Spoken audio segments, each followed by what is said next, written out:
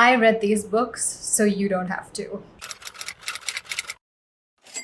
Hello and welcome back to the Looking Glass World. My name is Aradhana Matthews, and today I'm looking at 5 very hyped Bookstagram recommendations that I regretted buying. So at number 5, we're starting with The Night Circus. It was said to capture the magic and nostalgia of a circus, but with like magical elements thrown in. It's a nice, like, good thick book to keep me busy on the weekends, and I can lose myself in it. And I didn't expect anything to be very deep, but it says, like, in the back of the book, it says, what kind of circus is only open at night?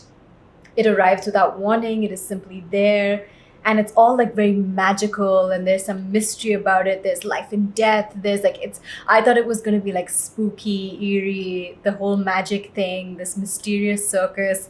I was really looking forward to a very fun and diverting read, and this just fell flat because yes, the magic was there, but it was way too tame for, I feel like, an adult reader. It could have gotten darker, could have gotten weirder. It's alright, but it really wasn't worth the hype, and it's not really something that I value much in my library today. At number 4, we have The Miniaturist, another one that I thought was gonna be so good, by Jessie Burton. It says it's a major BBC TV series.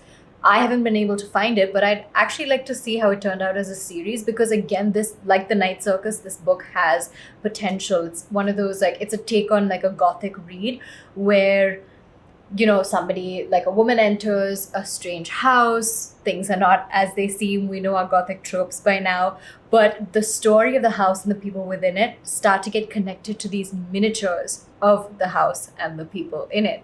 So kind of spooky, kind of creepy. I was like, yes, let's go. Another diverting read. Love me some gothic literature.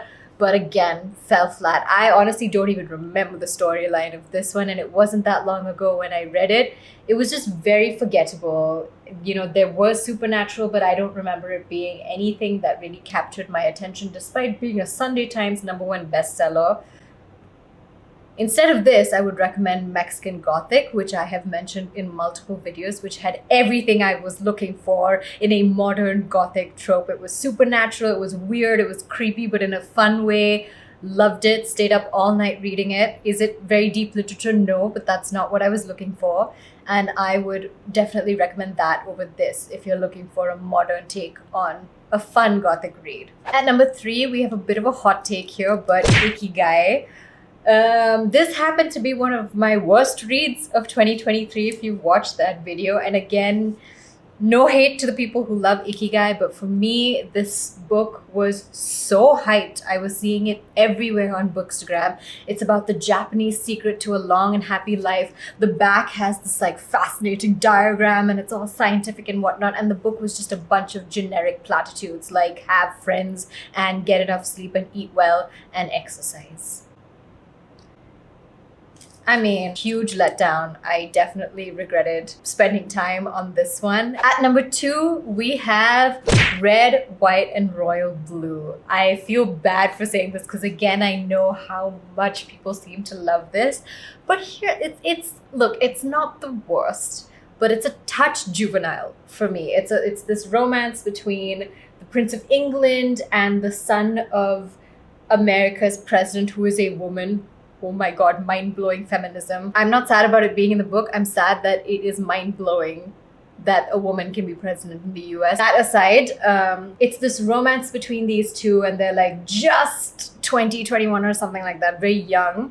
And their potential romance could cause a global scandal. So are they going to prioritize their love or their duty to their nations?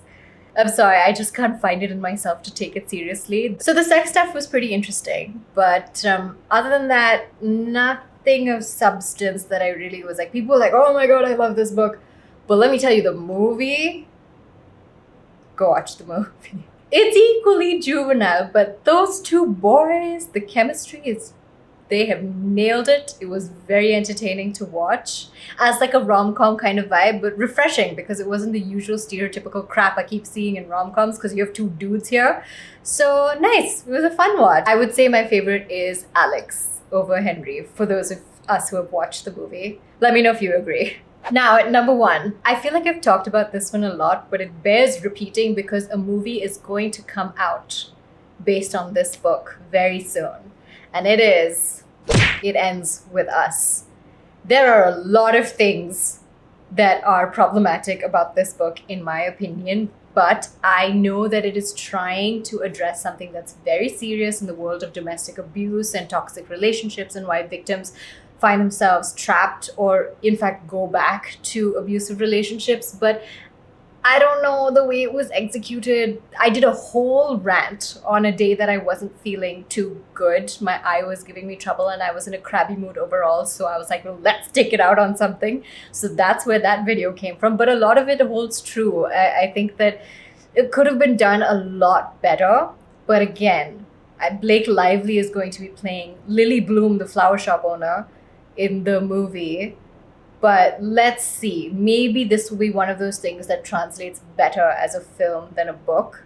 I don't know, but we'll see. I'm still undecided on whether I want to watch this movie or not, but I probably will, just out of curiosity. But there you have it. Those were 5 very hyped Bookstagram recommendations that I honestly regret buying, and I hope that this has been helpful for you. It honestly depends on what interests you and what you like, but these 5 were not for me. Let me know if I should do 5 Bookstagram reads that were for me and worth every bit of the hype they received on Instagram, because there are those books too, and I have them in my library. So if you want that, I'll do that next. But in the meantime, if you want to read my original work, some short stories, some articles, head to my website at aradhnamatthews.com, and make sure you follow us on Instagram at The Looking Glass World for more book recommendations that I love. Other than that, make sure you like, comment, and subscribe. Thank you so much for watching. I'll see you next time.